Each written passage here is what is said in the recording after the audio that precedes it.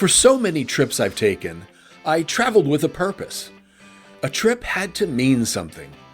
I wanted insight, a lesson, a story I could bring home and explain, not just where we went, but why it mattered. And I loved that. I still do. But somewhere along the way, I realized I had started treating travel like a project. Hey there, I'm Russ. Welcome to Explorations All Over.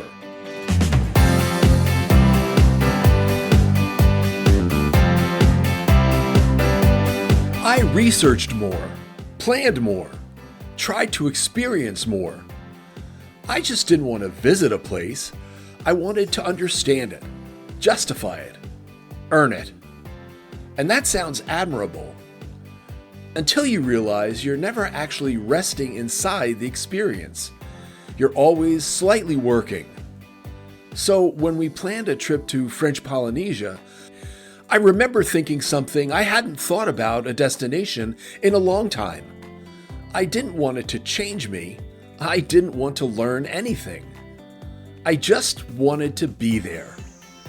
And that turned out to be exactly what it gave me. When people hear the words French Polynesia, they usually picture palm trees, impossibly blue water, white sand beaches, and a blazing sun hanging low in the sky. And yes, all of that exists. But what surprised me most wasn't how beautiful it was. It was how little it asked of me. Allowed me to just be me. Most of the trips I've talked about this season carried some kind of weight. Physical, emotional, even spiritual. French Polynesia didn't. It wasn't trying to teach us anything. It wasn't trying to challenge our assumptions. It wasn't asking us to grow. It just gave us space to be. We visited the islands twice. Once as part of a trans-Pacific cruise from Sydney to Honolulu, and later on, a circumnavigation cruise focused entirely on French Polynesia. Different trips, same feeling. Time slowed. Expectations eased. And for once, that was the point. No to-do list. Nothing to check off. I'm going to blend those two experiences together. The highlights, the lowlights, and even the moments where the lights never quite came on. Because these weren't stories about perfection. They were experiences where all I had to do was let go.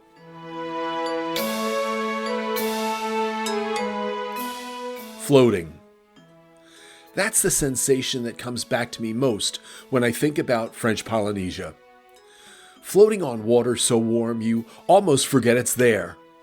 Your body buoyant, weightless, suspended between sky and sea. Snorkeling is like flying. Ever have a flying dream? It's like that. Below you, schools of fish of every size and color, bright, darting, and others larger, slower, unbothered.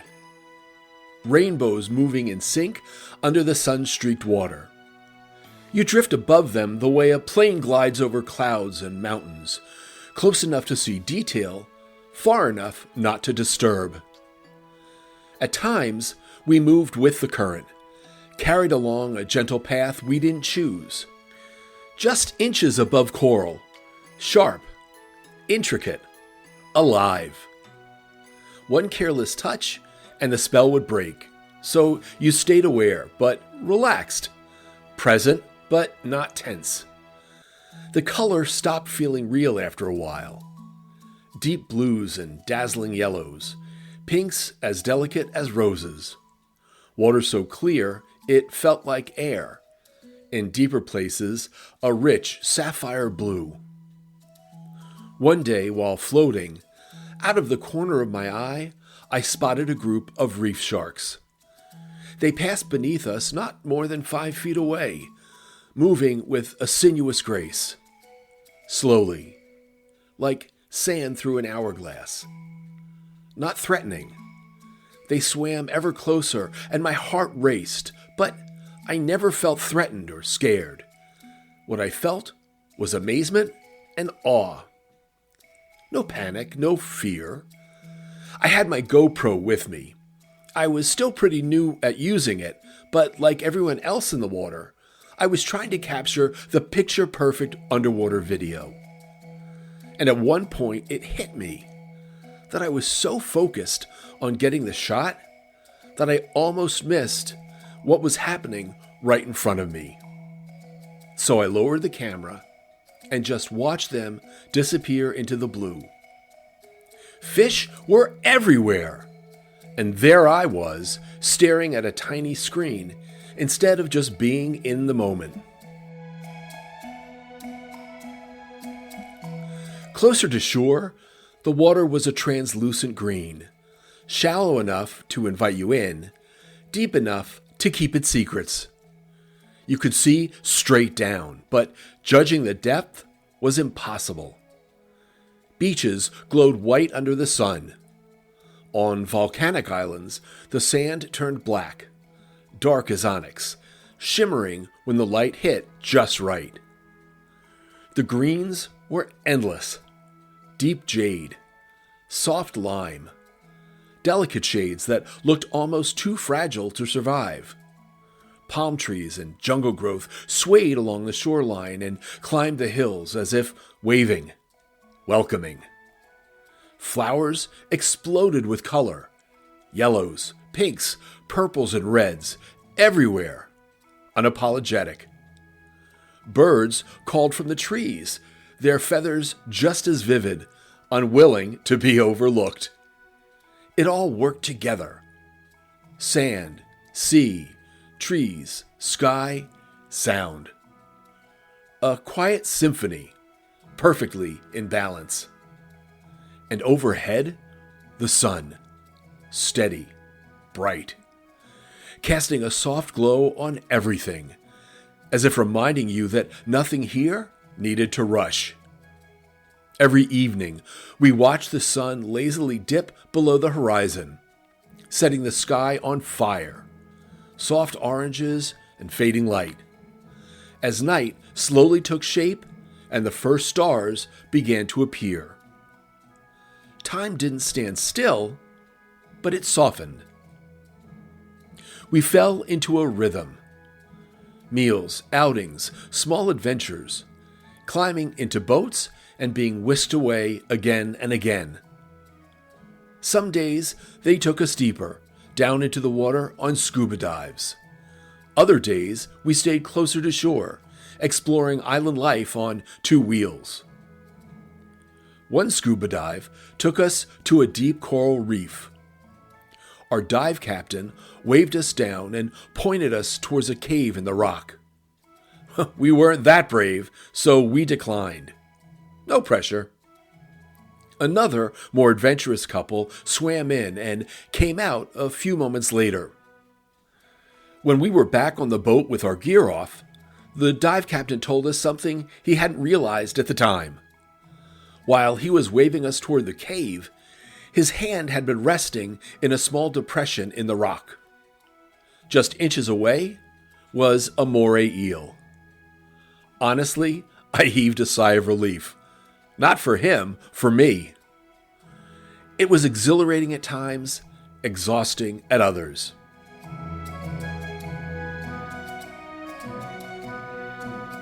Tahiti is known for some of the best vanilla in the world, and we took advantage of an excursion that took us to a family-owned vanilla plantation.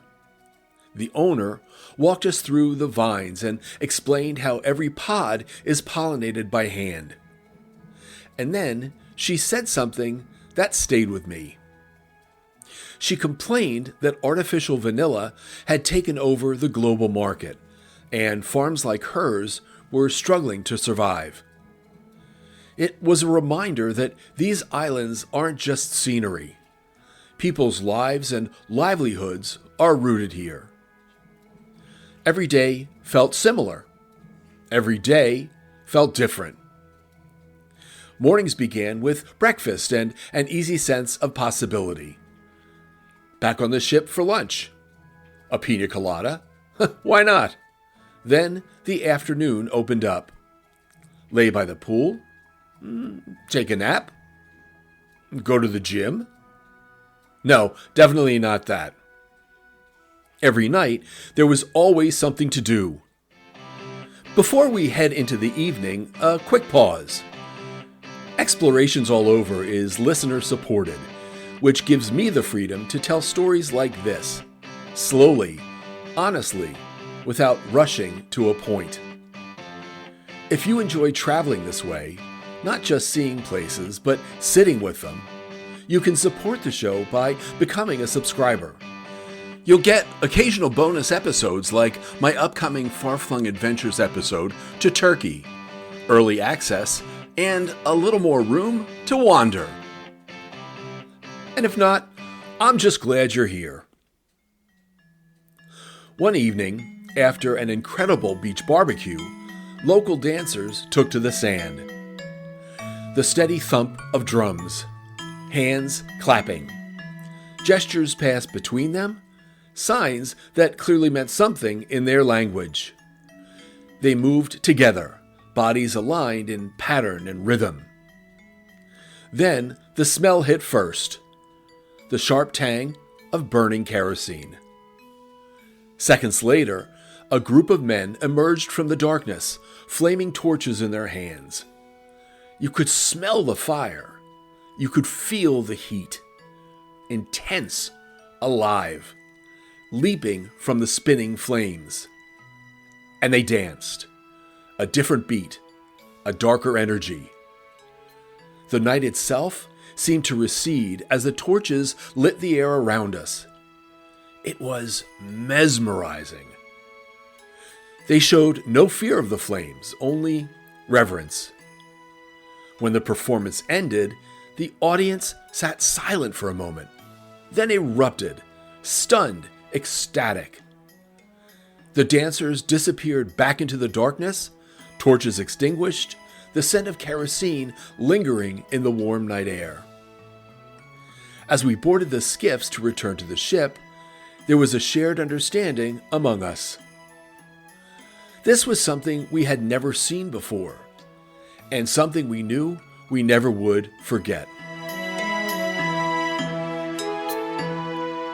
Not every journey needs to challenge you.